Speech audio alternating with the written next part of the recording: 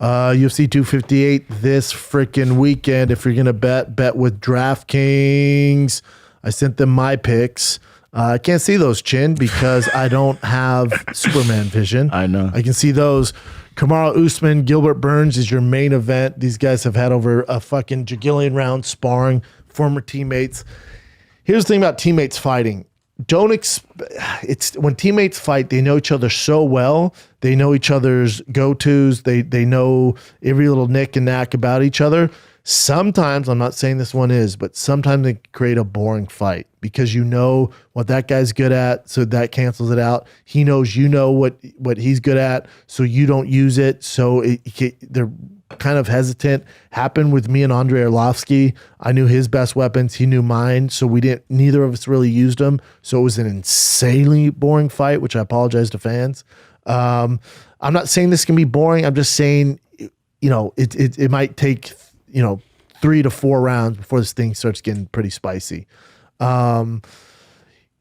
Anybody I talk to, and I've talked to a few people that are from that way, by that way I mean Florida, who have been around the circles and been in those training camps at the Black Zillions, ATT,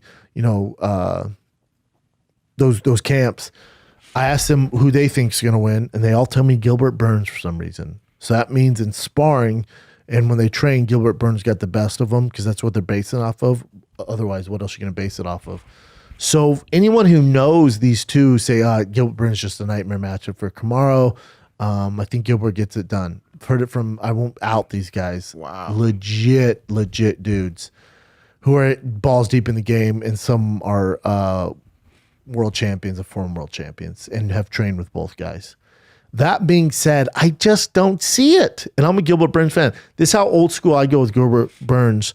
When I was fighting Nogueira, I flew out to Florida for training camp with the Black Zillions. Gilbert Burns was just a jiu-jitsu coach. That's how old school I go with Gilbert Burns.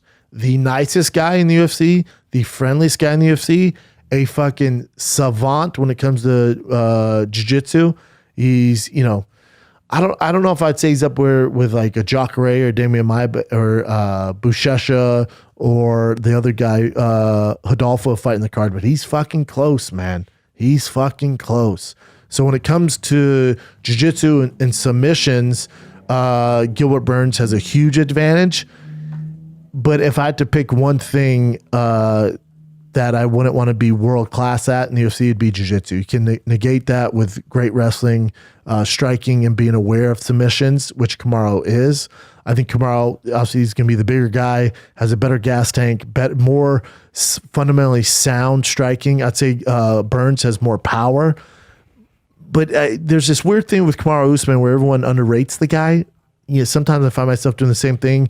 We've done it with Stipe before. I feel like he's a little bit on that Stipe path where we're not giving him the credit he deserves. Talking about a guy who's undefeated in the UFC. I think he's 16-0. He's beat some fucking monsters.